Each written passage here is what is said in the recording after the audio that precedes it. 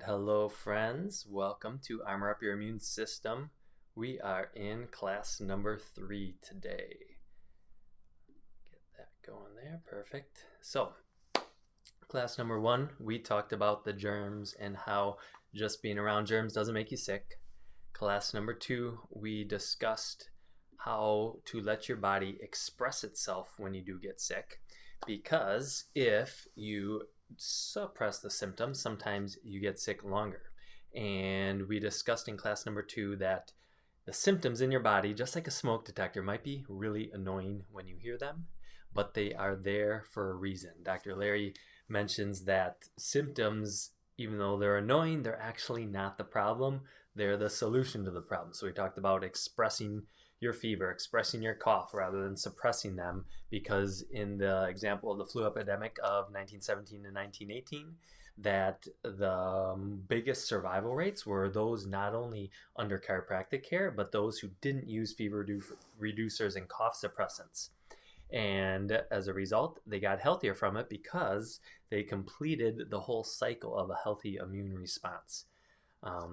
So the last piece then that we covered is with letting your body express itself. I shared in my medicine cabinet, we actually don't have those things at home. I remember the first time my son got a really big fever, and it's one where I'm this far away and you just feel the heat pouring from him. What we did is, of course, got him adjusted, but also just gave him lots of love, lots of hugs, lots of snuggles. And when sharing these strategies, it's not to make you feel guilty for doing them or saying oh, you should do it this way. It's just to show that it's possible. For myself, again, going back, it was 2005 was the last time that I've had an ibuprofen, Tylenol, NyQuil, Dayquil, all those things, because I've learned over the years that even when my body does have something going on, I've fought off some good things over the years. I've had a couple injuries, like a broken rib where it broke all the way through, injured knee where I could only bend it this far for the first 10 days. Even in those situations, I didn't take painkillers because I wanted to let my body heal itself naturally. And I knew that if I was suppressing the symptom, I might actually do more damage near the end, because I might be overlooking something my body was trying to tell me to do. So the question you can ask yourself for yourself and your family then is this supporting what my body's trying to do, rather than simply, will it help me feel better? So that was class number 1. Class number 2. Today, then, we're going to talk specifically about those winter months and what you can do to boost yourself and your family during the time that we call cold season or flu season, when we tend to get sick more often. So today we're going to talk about why that is, why do we tend to get sick more often, and some specific strategies that are based on how you can support your immune system, but also supporting your brain and your nervous system, because that is what deals with all the stress of this time of year, and your nervous system runs your immune system. So when we can support it that way, we're going to be able to know that you get good long-term support. Also today, we'll talk some about supplements and foods and what to do in that category. So to dive in then, the question is, before we even begin, if you've listen to me for a little bit here, I like to kind of set the stage of the bigger picture, because my passion is around teaching you not only to understand maybe holistic perspectives, but to actually understand why these things work, and understand, in a sense, the philosophy, the bigger picture of the immune system and health and healing, because then you can start to think critically for yourself and your family, instead of just saying, okay, go and take this, and this, do this, and this. You can get that on Google, right? You can Google right now, top foods to boost your immune system, and get some pretty good answers. And you could just do those things. So my desire is, when you understand the bigger picture, then you can start to critically think for yourself. And as you are doing Google searches, or as you are talking to your doctor or friends and family or relatives, or whatever, or whoever it is in the community, you can start to have this context to get the bigger picture and make those own decisions for yourself. So when it comes to holidays and winter, then why do we get sick more often this time of year? And when you think about it, last time I checked anyway, when it's really cold out, germs don't do that well. As far as I know, if I don't want my food to rot because of germs, I put it in the refrigerator or I put it in the freezer, right? So if it's December or January or February here in Minnesota and it's 5 degrees outside, last time I checked, I don't think germs should be doing that well. So why is it then that this is actually cold and flu season? Last class, we talked about that germs that invade us as humans typically survive best at our body temperature. That's one of the reasons we have a fever, is because when we spike that fever, we switch our body temperature and suddenly a germ that was going to thrive in our body temperature gets slowed down in that process. Well, same thing for the extreme cold outside. So there's more to it than like this time of year is when germs thrive. And as a matter of fact, then the question comes up is, so if germs aren't like thriving at 5 degrees outside, why is it cold and flu season, and does it really have anything to do with the bug? So what does it have to do with? Well, let's recap then. In the first class, we talked about what your immune system does. We said it recognizes if something coming in is you or not, if it's harmful or not. And point number 3 here is what we're going to really talk about today, is your immune system helps your body detox and get rid of waste or things it doesn't need. So if you're burdened with a lot of toxins coming in from the outside, or in a scenario when your body can't release them as well, that's going to put stress on your immune system. And that now becomes one of the biggest factors for wintertime. Another thing that Dr. Larry emphasizes is that if your body is able to get rid of things in kind of its normal, natural way, like we sweat during the day, maybe you notice some stinkiness at the end of the day, that's one of the things our body's doing to help detox and get rid of things. If it can happen normally in a balanced way, we don't have many intense symptoms. But for the things we can't get rid of in a balanced way, that's where now our body can go into this more intense expression of the immune system and we have more symptoms. So what we're going to look at then is, how does your body detox and get rid of things? How does that change during the winter time? And what can we do to put fewer toxins in and support the time of year when our body can't detox as well, so that our immune system doesn't have as big of a burden during the winter? And that way you get into January, February, March, and you're still doing well and still feeling strong. So our body moves waste out through our lungs, our skin, our intestine, our kidneys filter it through our bloodstream. So when we're breathing, we get rid of waste. When we go to the bathroom, whether it's urine or having bowel movements, we get rid of waste. When we sweat, when we sleep at night, here's something really cool. Our brain does a lot of detoxing when we sleep. And there's little cells in our brain that are plumped up during the day, these glial cells, and at night when we're sleeping, they shrink down and let fluid move around our brain to detox and clean our brain. It's something that scientists are looking at as impactful for things like Alzheimer, Parkinson's, other neurological things that relate to the brain. And our brain is able to really clean those out well at night when we're sleeping. The mucus we talked about last class, and when it comes to detoxing, a lot of people think of liver, and yep, the liver actually, it helps pull toxins from the cells into the bloodstream, but then it's, as an example, if it's in the blood, the kidneys help filter it from the blood to get it out of the body the rest of the way. So what happens then is, during the holidays, during the winter, we've got 2 factors. Number 1, we're naturally under more stress. And it happens to come at a time of year when we're able to handle less. And this is the emphasis that we're going to talk about today. It's like that budget we described last class. Is our body has so much energy needed to run everything. Our immune system takes a certain amount. Well, if we increase how much stress we're under, that means our immune system is going to need more. And if we do it at a time of year when our immune system can actually handle less, that also changes the amount of budget that's available. So what we have then happening with this sort of double whammy is, during the holidays and winters, you might notice that you're under more stress because you're busy. You're trying to finish your end of the year deadlines or projects or goals.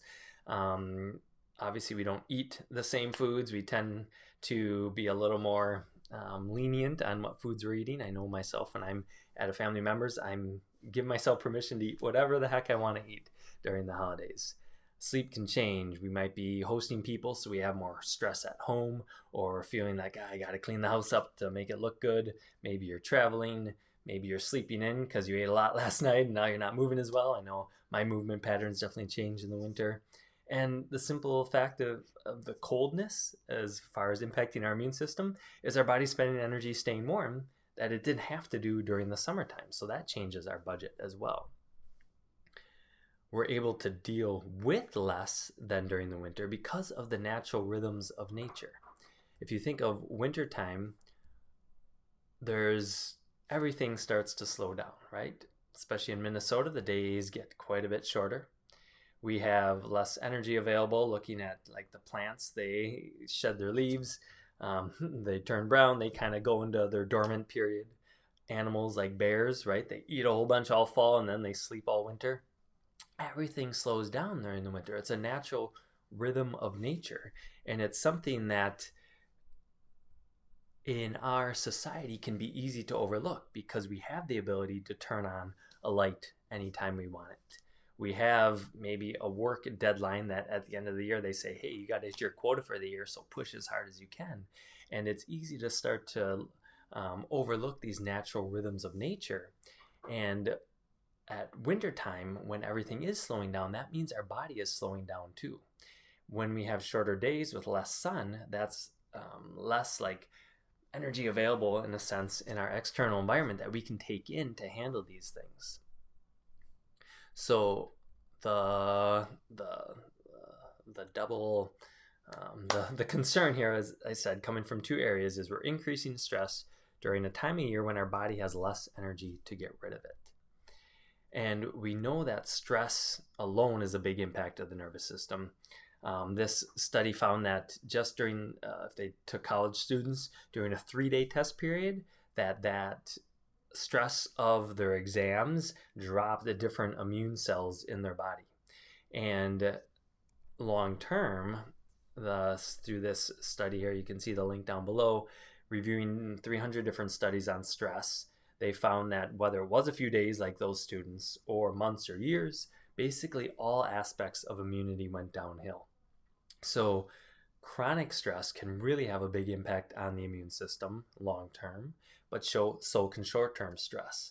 So the strategies we'll be focusing on here then is what you want to be able to do to strengthen yourself if the holidays feel stressful, and get yourself going into that new year saying like, okay, I just had a stressful period, so now I need a little bit more energy to reset and reboot.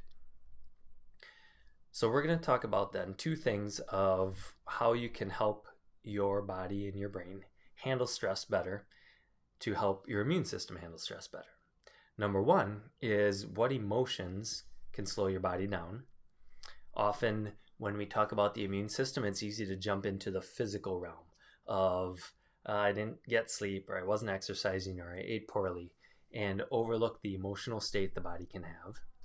And then number two, we're going to talk about, based on your brain's hierarchy of what it needs to thrive, the three things that you can do to support your brain and your neurology, being social, movement, and then nutrition. So we will talk about nutrition, but knowing that it's actually a little bit lower down on the hierarchy than people will give it credit for. All right, so we're going to jump into emotions then. And this is a big topic because it's easy to overlook.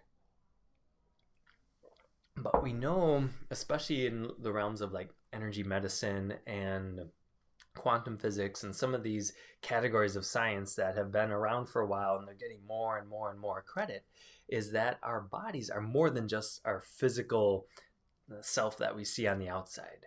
We have all cells, all atoms. If you look at like the periodic table, and you've got aluminum and hydrogen and oxygen and nitrogen and lead and all the pieces of the periodic table, all those individual atoms actually vibrate at a little bit different frequency.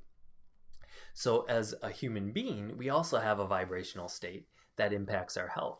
And you know this example by walking into a room and seeing someone that you look across and you're like, I'm going to be good friends with that person. Or you walk into a room and you see someone, maybe shake their hand, you're like, I don't get a good vibe from that person, right? And you don't get a good vibe, you don't get a good vibration from them. So this is something we all have experience with that is huge when it comes to our immune system as well. Along the lines of emotions, you may have known someone or seen someone who, when you talk to them, they're like, yeah, when I was a kid, the only time I really got attention from my mom or dad when I was sick. Well, patterns like that can also carry through later into life. If your brain is set up for needing attention by getting sick, you might just kind of take note, like, oh yeah, I have felt a little neglected lately. Maybe that's why I came down with a cold, because now that I got this cold, my spouse takes better care of me than they usually do. The emotion piece can really linger a long time. There was a woman that came to see me last year, and she was like 36, 37. She had all this chronic tension up top. And I asked, hey, when did that start? She said, oh, when I was a teenager, I had a summer job scooping ice cream. I thought, okay, well, if I do a really tough workout, usually that soreness, that stiffness, maybe it lasts a week if I really push myself, but it's not going to last 20 some years. So we started talking a little bit more, and she said, oh, well, that summer when I had my ice cream work, I was scooping ice cream. That created some tension here. But I decided to be done working for the summer. And it was kind of unexpected for my boss.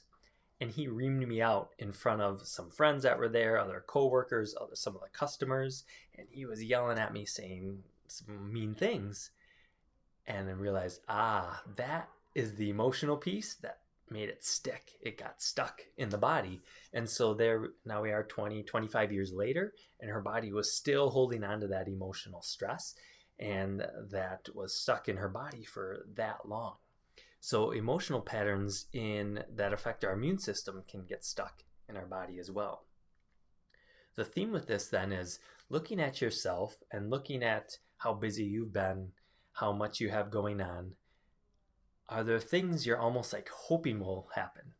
Maybe you're hoping like, well, if I did get sick, that means I don't have to do dishes for a few days. Or that means my spouse will take care of the kids. Or if I get sick, you know what, that work project that's been burdening me, maybe I can call my boss and say, hey, sorry, I'm sick. I got to put that on hold for a bit. So just really acknowledging that we can create these things in our lives if we really, really intently desire them. I remember in 2007, this is a picture of me the first day we had everything settled into our new office. So I had been at a previous space for 7 years. And when we signed the lease for the new office, we had 2 months to rearrange, cut down a bunch of walls, build it out, get the furniture, the paint, all the new lighting, and everything for the new space in this 2-month time period. It was really tight because our lease ended. So by the end of the 2 months, we had to be ready to move in, and I was going strong. I was like nonstop working around the clock for 2 months because we still had our other practice open. So I was still seeing plenty of people and busy with the normal practice and also getting the new office ready. And what happened is this was the picture Sunday night, like got settled in, made it through adjusting that first week we were open in the new office. Thursday night, I was off Friday. So Thursday night, I got adjusted by Dr. Chelsea, went home. About a half an hour later, all of a sudden I started throwing up, got a fever that night, chills and fever, and I was throwing up, had diarrhea like throughout the night. I slept all day Friday, was awake for about half an hour, 5 p.m., then went to bed again, slept all night. Saturday, like started to come out of it. By Sunday, I felt pretty good. And it really made me reflect that my body was being pushed really hard. It was at a time of year going into November, December, into January, where, as we said, my body was less able to handle that extra stress and being pushed hard. But here's the crazy thing. My body said, you know what, Ty? We know you're working hard here. We know this is a really big thing to get into the new office and get through that first week. We're going to let you get sick when the weekend comes, because then we know you have a couple days to get better. And it really made me think hard on how smart the body is. And like, well, why didn't I get sick 6 weeks in? Or why didn't I get sick Monday or Tuesday or Wednesday? Like, it was literally half an hour I got home from that first week in the new practice that my body said, all right, we got some detoxing to do. We got some cleaning out to do. You've been pushing too hard. We're going to force you to rest. So that's how strong that emotional component is, and something that to really give it weight. This is a chart here that I would recommend you can just screenshot. It's from a book called Power versus Force by Dr. David Hawkins, and he's gone through a lot of the different emotional states we have as humans and seen where they vibrate on that energetic level and which ones can help us vibrate at a higher level and become healthier and stronger, and which ones bring us down.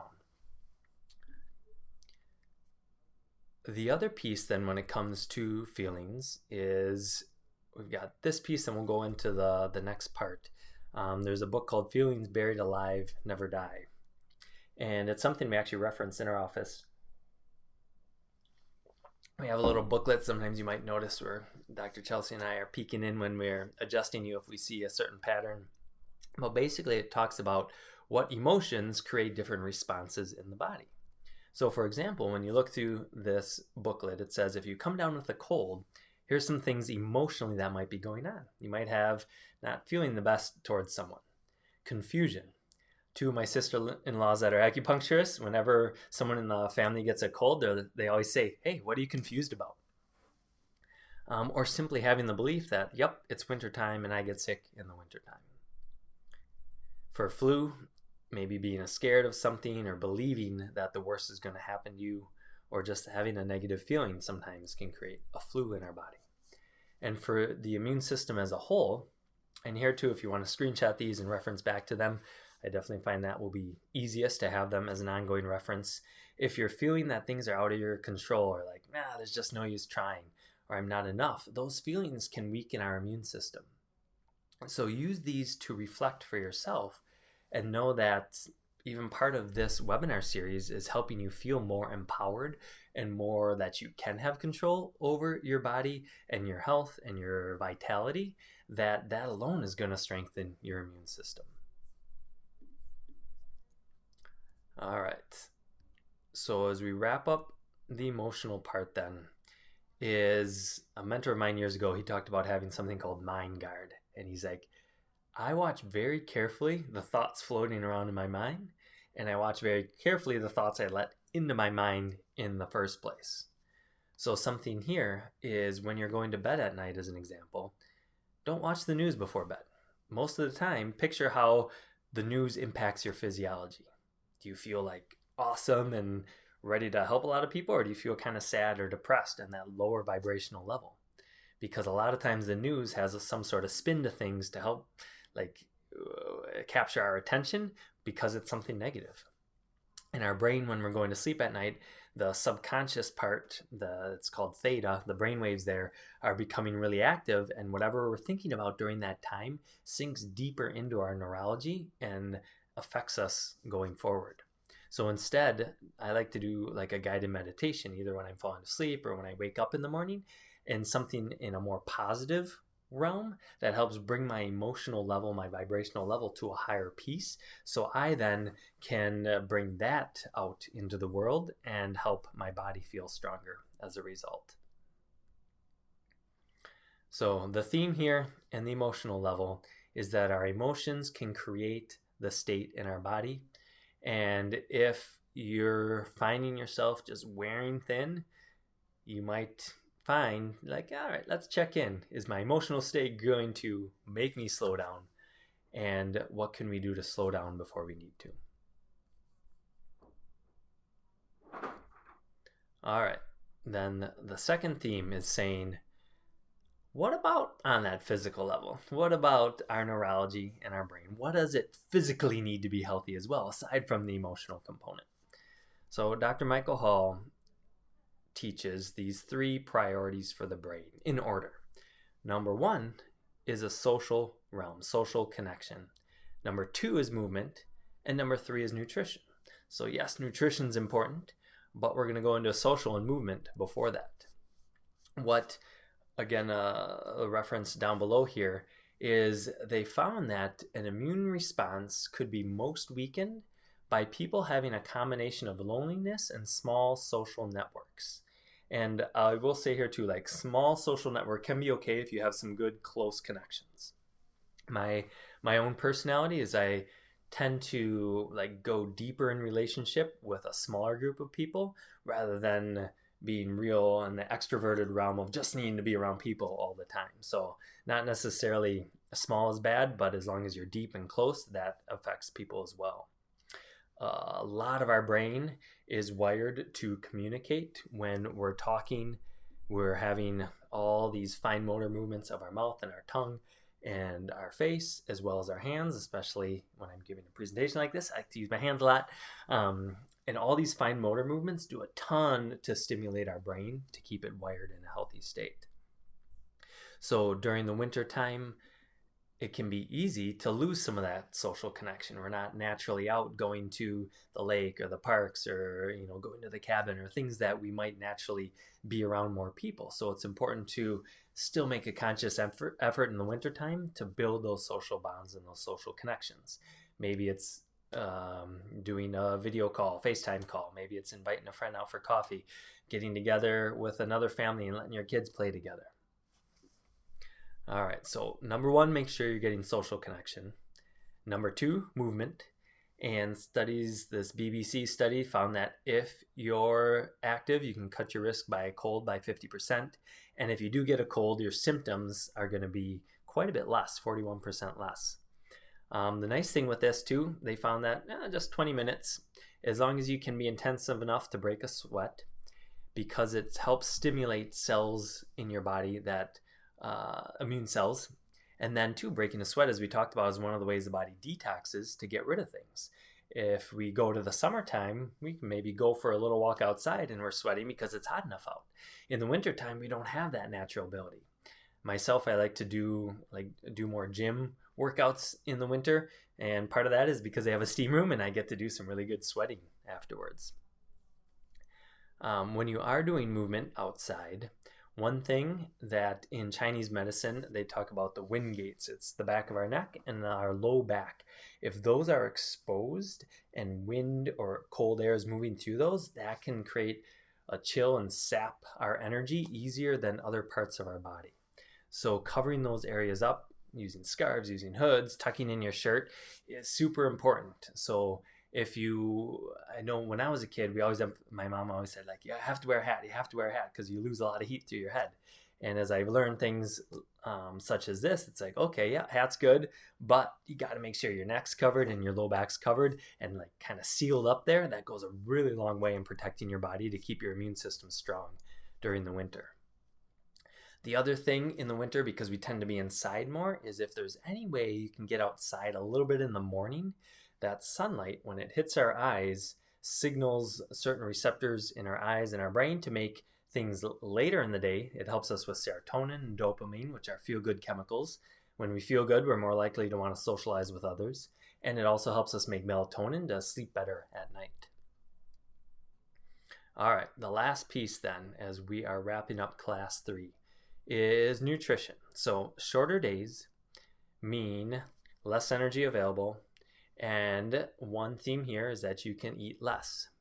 And I do want to emphasize that as I talk about these different things, it's not something that just because all of a sudden you realize, oh, I have to get sunlight in the morning, that you have to do that every day the rest of your life. Or that you say, oh, in the wintertime I need to eat less, and we'll talk about some strategies there. It's not about doing all these things all the time. For myself personally, I understand that there's a lot of potential tools in my toolkit that can help boost my body and boost my immune system. And I do different ones at different times. And my personality tends to be, I'll kind of trend. I'll do one for a while, then I'll get bored of that one. So I'll do another one and focus on that one for a while. And then I'll do another one for a while. And being able to mix and match different strategies for myself personally keeps me more engaged and gives me some peace of mind knowing that I have different strategies to keep my health strong and my immune system strong. So with nutrition, when you're eating less, it's because with less sunlight, our bodies actually have less energy available for digestion.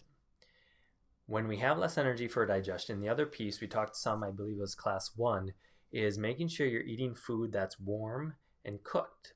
So a salad might be a great choice in the summertime, but in the wintertime, the raw veggies are going to be tougher to digest and sap some of your energy. If you want to look into eating local, an expert that I like is Dr. Jack Kruse. He talks about how when food is grown, it's pulling in the wavelengths from the sun, and actually we're using that to keep our own body vital and healthy. And so as much as possible, eating local, which means like this time of year in the winter in Minnesota, right? It's kind of tough. But if you do eat meats and you can go to the co-op and get some eggs that are locally sourced, or chicken or beef or pork or animal products tend to be ones that last longer into the winter. Root vegetables, squashes, carrots. This morning for breakfast I had some eggs and some squash that we had gotten at the farmer's market the other week. But eating local gives your body more vitality because it has like a vibrational frequency based on the sun at this time of year at our latitude that helps our body. So Dr. Jack Kruse, I definitely recommend looking into him. And then the last piece when it comes to nutrition then is if there's less energy available to digest, when do we have as an individual the most digestive power during the day? And that's in the middle of the day. So Ayurveda is out of India and been around for thousands of years, kind of like Chinese medicine. And they talk about our digestive power is strongest when the sun's highest, which means that lunchtime should be your biggest meal because you have the most ability to digest during that time. What they found is that if we space our food out, and this is a principle that can be applied any time of year, but during the winter, we want to emphasize it more because of that narrow window with the sun. But basically, they took two groups of mice, gave them the same food with the same amount of calories. One group was allowed to eat at random and eat all day long, and they had given them enough food that it was going to make them become overweight and start to develop different chronic diseases. The second group, they narrowed in the window that they could eat, an 8 to 12 hour window. What they found is that even though this group was eating the same food, they were able to maintain their weight and stay healthy. And the cool thing was when group one switched to this narrowed window of eating, they actually restored the health that they had started to lose. So what this means for you is if you've heard of like intermittent fasting, this is an example of maybe not how or why, but an example that it works is narrowing in the window. So if you're going to eat for a 12-hour window, maybe you eat from 7 a.m. to 7 p.m. and then you're done. You give your body a full 12 hours to reset, to digest, because a lot of detoxing, as I said, happens when you're sleeping. And if you eat a whole bunch at night, right before you go to bed, now your body has to spend energy digesting rather than detoxing. Now you combine that with wintertime when it's getting dark at 4:30. So as the sun's down, we naturally have less digestive energy and digestive power. So now if we have a really big meal at 9 p.m., when we have less digestive power, it's going to, again, kind of have like a double whammy effect on how efficient our body can break things down. So going to the example then of, does this mean like you do intermittent fasting all the time? No, you don't have to. For myself, I do it on occasion. I do days here and there. I do weeks here and there. I do stretches here and there. But it's a tool I have in my tool belt, knowing that if holidays are coming up and I'm going to be at relatives for 5 days eating as much sugar as I want, that I might do this beforehand to get myself ready for that and then do it afterwards to help my body reboot and reset right away.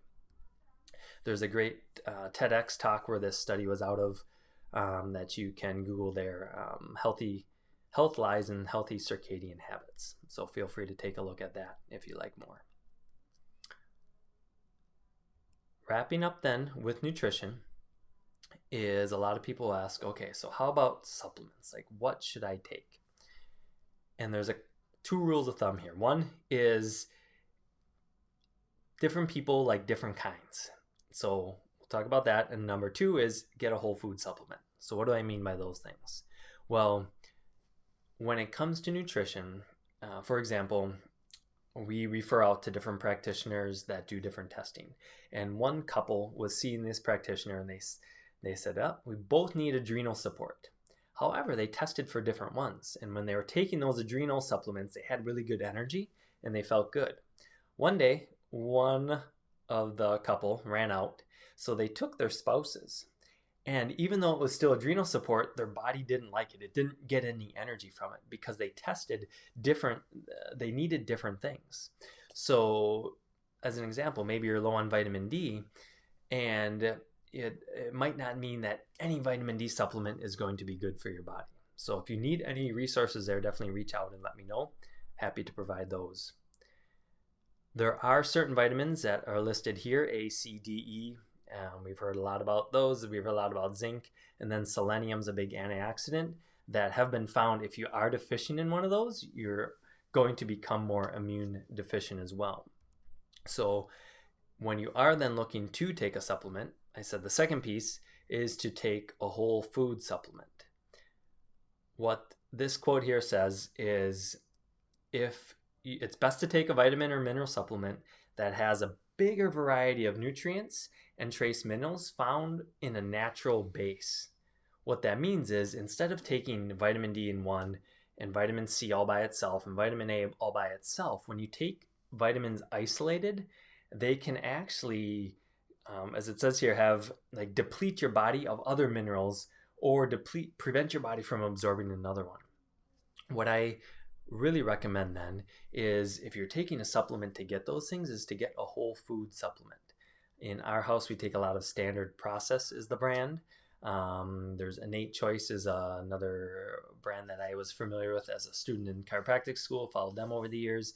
And there's a lot out there that even like a concentrated powder, like a greens powder, fruits or greens, are going to be better for you than an isolated supplement. Even if you take vitamin C and it says it has 5,000% on the label, if it's by itself, your body isn't going to absorb it as well, and it might deplete other things in the body. So whole food supplements is a huge, very strong recommendation here.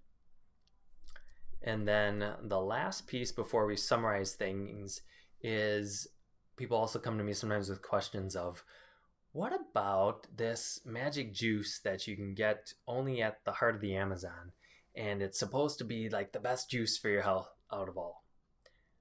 What do those have in common? Is, so far from what I've seen over the years, there's so many varieties out there, they have really strong antioxidant power. And antioxidants are what our body uses to help detox and clear things out.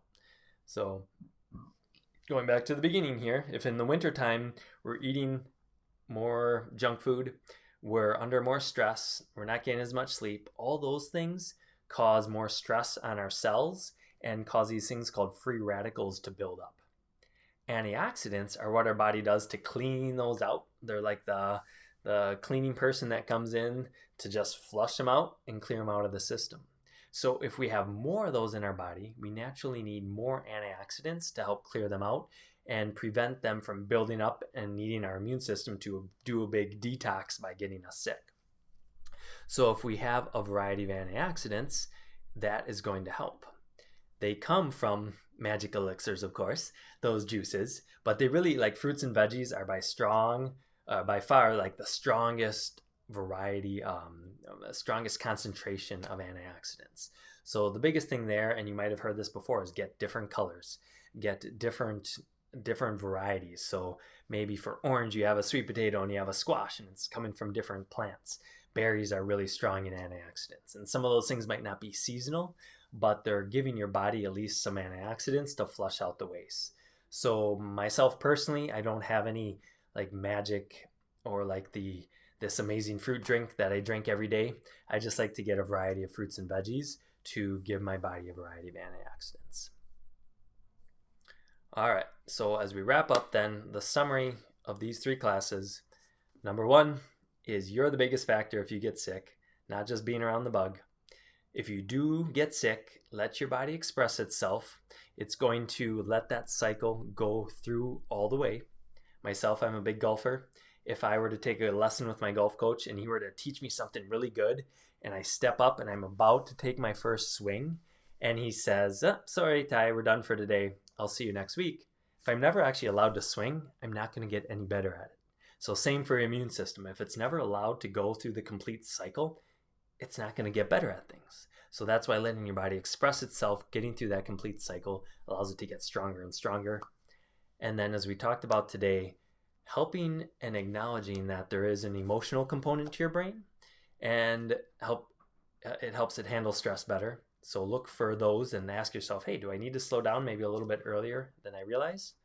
Doing a social, emphasizing social connection, movement, and then the nutrition tips that we gave as well. And of course, I've mingled in throughout this 3-class series. Chiropractic does a really good job at helping your nervous system handle stress and keeping your body as strong as possible. Some families, when they are in stretches of more stress, maybe it's finals with school, maybe it's projects, deadlines with work, or maybe it's the busyness of the holidays, they get boost adjustments. They come in a little bit extra because that also helps their body handle stress better during this time of year. So if you have any questions, reach out. Obviously, you know how to get a hold of us if you're under our care, and if you're not, feel free to message us. You can email us at feelawesome@healthyfamilymn.com or give us a call. We're here for you, and we love helping keep your body as strong as possible all year long.